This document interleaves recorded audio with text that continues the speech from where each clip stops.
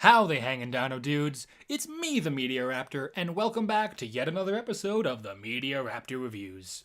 Tonight, Dino Dudes, or today, depending what time you're watching this, heck, maybe it's even in like 3 in the morning. I watch YouTube videos at 3 in the morning sometimes. Yeah, I drink too much Mountain Dew and I can't sleep, and then start contemplating things like, do toasters kill toast? Does bread feel pain as it becomes toast?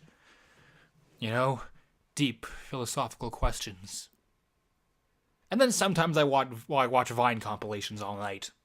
Anyhow, tonight we're going to take a look at a sequel to a movie I loved. Not Jurassic World, that's what I did last time.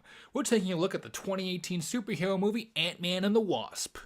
Now, years ago, like 3 years ago pretty much, I actually reviewed Ant-Man, the original one, because, well, I won advance passes to it. Yeah. Sorry, that was just my phone going off. Let me just check something. I'm just going to pull up two things real quick.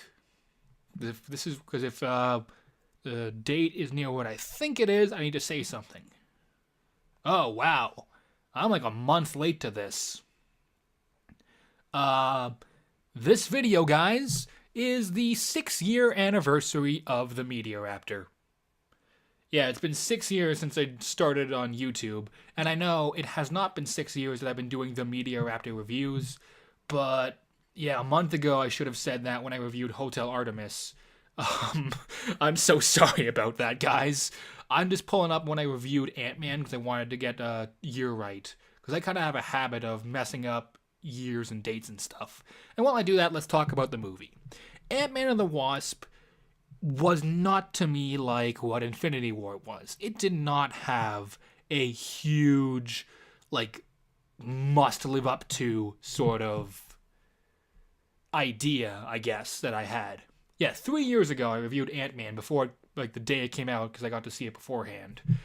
This movie did not have, like, this movie must be like Infinity War, otherwise blah blah blah, it's gonna suck. I was just kind of going in knowing that, okay, Edgar Wright is no longer directing this. That sucks. I love that guy. Anyhow, so when I went to see it, I went in, sat down, watched the movie, and was pleasantly surprised. As the movie goes, it has a lot of what made the original Ant-Man so much fun. And by that I mean lots of charming characters, heartwarming scenes, great humor, and creative action. And really, Ant-Man and the Wasp has more of the same. I especially think that after the events of Infinity War, it's fine that this movie is not nearly as deep or as dark or as thought-provoking as Infinity War, even though, yes, Infinity War had its fair share of very funny moments. Overall, it was a much darker movie. But there is one thing about this movie I really didn't like, and we'll get to that later. So, pretty much we got the main characters back. We got Scott Lang, we got Hank Pym, and we got Hope Diane. The three of them are back, and it's been a while. In fact, this movie actually takes place canonically after the events of Civil War. And one day, well, Scott just gets a weird sort of vision after an accident. And, well, he finds himself unwillingly dragged back into the crazy world of Pym particles and the phantom realm, or quantum realm and all that. By the way, make a drinking game out of this. Every time they say quantum realm, take a shot, you will be dead by the end of the movie. Don't, because then you'll miss the rest of the movie, and the movie is a ton of fun. But, as usual, Scott Lang is a great character. He's goofy, he means well, but at the same time, well, he's kind of a screw-up. But you can't exactly blame him, because, well, he's such a likable character. All the characters in this movie are great. I still loved Scott Lang. Hope Van Dyne, she was likable in the last one, but I feel like she really got some good development in this one. Lewis, played by Michael Pena, is probably my favorite character out of this movie because of that way that he starts talking about something. He's like, okay, man, so a friend of mine was talking to this other guy, and he said that, yo, we know this place where we can break in and make a ton of money, yeah. So then I'm like, yo, dude, for real? He's like, oh, yeah, man, for real. Like, I know a lot of people have said this, but I want him to do like a recap of the first 10 years of the Marvel Cinematic Universe. Okay? I just do. Man, why is Hank Pym, like, so low down here. Yeah, Hank Pym, kind of a jerk, but at the same time, you understand a lot of what he does. Dr. Bill Foster, played by Lawrence Fishburne, great character. I'm just gonna go ahead and spoil the ending. Skip to the time on screen if you don't want it spoiled, because I really gotta talk about this in order for the rest of the review to make sense. The main villain of this movie, her name is Ghost. Essentially, she was hit with a bunch of quantum particles and all that, and she is slowly, literally phasing out of existence. So their plan is they're going to essentially open the quantum realm to find, Hank Pym's wife, the Wasp, and they're gonna essentially try and pull her energy out so Ghost can survive. Now the catch is she will most likely die because of that.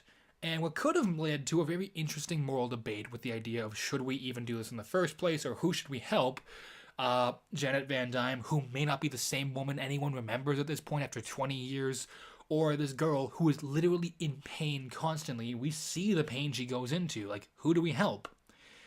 And the ending, let me tell you what happens. So they manage to rescue Janet. She just walks up to Ghost, puts her hand on her head, and just heals her instantly. The end. Okay, that's not the exact end, but that's the resolution for the villain. That was kind of lazy. It genuinely felt like they just didn't know how to end the movie, so they just sort of jumped to whatever they felt like. On the one hand, I can see why, as, this is supposed to be a lighter movie, not a dark and depressing one, but you had a chance to do something kind of interesting, especially with Ant-Man of all characters, have him stop and contemplate as a hero, what's the right thing to do here? And then there's the post-credit scene, which I'm not going to spoil, believe me, it is just shocking though. But back to the actual movie. All the characters are great, the dilemmas they go through, say for the ending, is believable. The movie is still hilarious. It's got a lot of great humor and a lot of really heartfelt moments. I like these characters. I love the way they interact off each other, and I want to see more of them. And that's how you know your movie and your characters are good. What also makes this movie really good are the actors. I love these guys. And really, let me just say, it does not take a lot to keep me entertained and to make me think someone's a good actor. But Paul Rudd puts 110% into everything he does. Evangeline Lilly, she is great as essentially the straight man in the comedy. Michael Pena is hilarious pretty much every time he opens his mouth. Michael Douglas is still great as Hank Pym. Michelle Pfeiffer, for the short time she's here, spoiler alert by the way, she's great. Lawrence Fishburne, it's Lawrence Fishburne, that guy I've not seen in anything bad yet, and that includes the third Matrix movie, which I kind of like in an ironic sort of way. Everything about this movie is really good. The special effects are great. The action is fast-paced and original. It's creative. They do more of the whole shrinking and growing, but they kick it up to 11.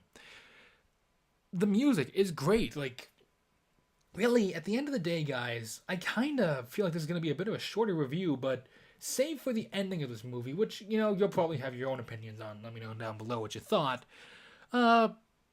Really, it's harmless fun. And that's exactly what I wanted from this movie. It continues to build the MCU in a really good way, gets me really excited for what comes next, but at the same time, it isn't some big world changer like Infinity War, and I don't think it was trying to be. I don't think Ant-Man ever has to be Avengers. It has to be its own thing, and Ant-Man, the directors and the writers, they're great at that. They make sure that Ant-Man is both a good movie, a good standalone movie, and a good movie in terms of the Marvel Cinematic Universe. So, yeah, if you haven't seen it yet, go check it out. I am giving it a solid 3.5 Raptor claws out of 4 on the entertainment value. On the quality value, a solid 3 Raptor claws out of 4. So overall, you can say it's 3 or 3.5, depending how you want to say. And I understand, especially after the heels of Infinity War, it might not be the best movie Marvel's ever made, but I just don't think it was ever trying to be that. I think it was just trying to do what it does best, and what it does really well. Anyhow, you guys, I got another 2 reviews I need to film, so I'm going to get back to those. So, until next time, Dino Dudes, this is the Meteor Raptor, as always, saying keep cool, and I will see all you Dino Dudes around. Later!